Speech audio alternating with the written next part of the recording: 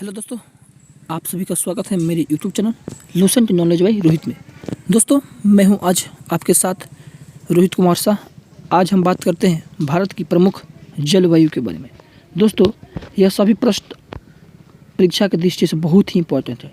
तो दोस्तों, आपसे आग्रह है कि आप इस वीडियो को बिना स्किप हुए देखिएगा। तो दोस्तों, चलिए बिना देर के वीडियो को स्टार्ट करते हैं।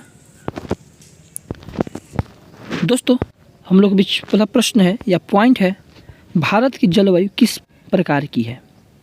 पूछेगा दोस्तों, भारत की जलवायु किस प्रकार की है? तो दोस्तों, भारत की जलवायु उष्णकटिबंधीय मानसूनी है। दोस्तों, भारत की जलवायु किस प्रकार की है? तो उष्णकटिबंधीय मानसूनी जलवायु है। अगला प्रश्न है, भारत में मौसम संबंधी सेवा कब आरंभ की गई थी और तब इसका मुख्यालय कहाँ था? तो दोस्तों, भारत में मानसूनी सेवा कब आरंभ की गई थी, तब इसका मुख्यालय कहाँ था? तो दोस्तों, सबसे पहले मानसूनी मुख्यालय 1875 में आरंभ की गई थी। तब इसका मुख्यालय दोस्तों शिमला में था। ठीक है दोस्तों, प्रथम विश्व युद्ध के दौरान अब यह मुख्यालय पुणे में स्थित है। ठीक है, याद रखिएगा। चलिए आगे बढ़ते हैं। उत्तरी भारत के मैदानी भागों में शीत ऋतु में पश्चिम विक्षोभ या जेट स्ट्रीम के कारण होती है। राजस्थान में इस वर्षा को मवाज कहा जाता है। दोस्तों, बहुत अच्छा पॉइंट है ये। उत्तरी भारत के मैदानी भागों में शीत ऋतु में पश्चिम विक्षोभ या जेट स्ट्रीम के कारण होती है। ठीक है, और राजस्थान में इस वर्षा को मवाज कहा जाता है, याद रखिएगा। चलिए आगे बढ़ते हैं। अगला पॉइंट है, ग्रीष्म ऋतु में असम एवं पश्चिम बंगाल राज्यों में तीव्र आर्द्र हवाएं चलने लगती है, जिनसे गरज के साथ वर्षा हो जाती है। इन हवाओं को पूर्वी भारत में नॉर्थवेस्ट एवं बंगाल में काल बैसाखी के नाम से जाना जाता है।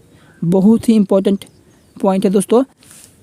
चलिए अब इसके बाद है, कर्नाटक में इसे चेरी ब्लॉसम एवं कॉफ़ी वर्षा कहा जाता है। याद रखिएगा, कर्नाटक में इसे चेरी ब्लॉसम एवं कॉफ़ी वर्षा कहा जाता है, जो कॉफ़ी की कृषि के लिए लाभदायक होता है। ठीक है, और आम के फलों के लिए लाभदायक होने के कारण इसे दक्षिण भारत केरल में आम्र वर्षा कहा जाता है। ठीक है दोस्तों, चलिए फिर से पढ़ते हैं। ग्रीष्म ऋतु में असम एवं पश्चिम बंगाल राज्यों में तीव्र आर्द्र हवाएं चलने लगती है, जिनसे गरज के साथ वर्षा हो जाती है। इन हवाओं को पूर्वी भारत में नॉर्थवेस्ट एवं बंगाल में काल बैसाखी के नाम से जाना जाता है। कर्नाटक में इसे चेरी ब्लॉसम एवं कॉफ़ी वर्षा कहा जाता है, जो कॉफ़ी की कृषि के लिए लाभदायक होती है। आम की फल के लिए लाभदायक होने के कारण इसे दक्षिण भारत केरल में आम्र वर्षा कहा जाता है। ठीक है दोस्तों, बहुत इंपॉर्टेंट है पॉइंट दोस्तों। चलिए अगला पॉइंट है हम लोग का, उत्तर पश्चिम भारत के शुष्क भागों में ग्रीष्म ऋतु में चलने वाली गर्म एवं शुष्क हवाओं को लू कहा जाता है। ठीक है दोस्तों, उत्तर पश्चिम भारत के शुष्क भागों में ग्रीष्म ऋतु में चलने वाली गर्म एवं शुष्क हवाओं को लू कहा जाता है। ठीक, चलिए अगला पॉइंट है, अरब सागर शाखा का मानसून सबसे पहले भारत के केरल राज्यों में जून के प्रथम सप्ताह में आता है। यहाँ यह पश्चिम घाट पर्वत से टकराकर केरल के तटों पर वर्षा कराती है। इस मानसून प्रस्फोट कहा जाता है। ठीक है दोस्तों, ये भी पॉइंट अच्छा है। अरब सागर शाखा का मानसून सबसे पहले भारत के केरल राज्यों में जून के प्रथम सप्ताह में आता है। यहाँ यह पश्चिम घाट पर्वत से टकराकर केरल के तटों पर वर्षा करती है। इस मानसून प्रस्फोट कहा जाता है। ठीक है दोस्तों, यहाँ इसे मानसून प्रस्फोट कहा जाता है। ठीक है, चलिए अगला पॉइंट है, मासिनराम जो कि मेघालय में स्थित है, विश्व में सर्वाधिक वर्षा प्राप्त करने वाला राज्य है।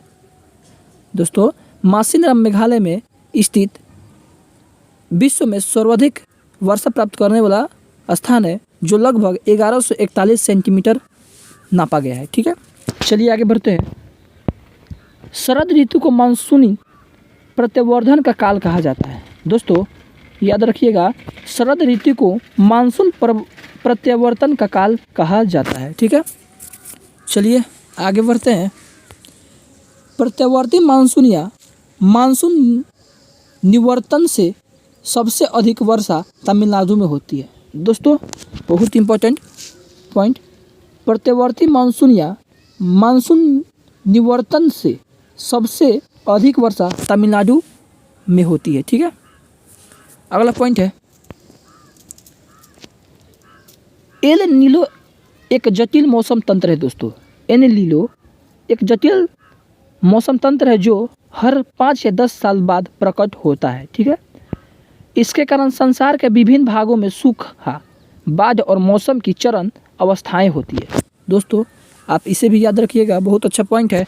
एल नीलो एक जटिल मौसम तंत्र है जो हर 5 या 10 साल बाद प्रकट होती है। ठीक है, इसके कारण संसार के विभिन्न भागों में सूखा, बाढ़ और मानसून की चरम अवस्था होती है। ठीक है, चलिए अगला पॉइंट है, भारत में मानसून की लंबी अवधि के पूर्वानुमान के लिए एल नीलो का उपयोग किया जाता है। दोस्तों एग्जाम में पूछेगा एल नीलो का उपयोग किसके लिए किया जाता है, तो आंसर होगा मानसून की लंबी अवधि के पूर्वानुमान के लिए। ठीक है, तो दोस्तों इसे आप याद रखिएगा। तो चलिए दोस्तों आज के लिए इतना ही, फिर मिलते हैं दोस्तों अगले वीडियो में। तब तक के लिए वीडियो को देखने के लिए दोस्तों धन्यवाद।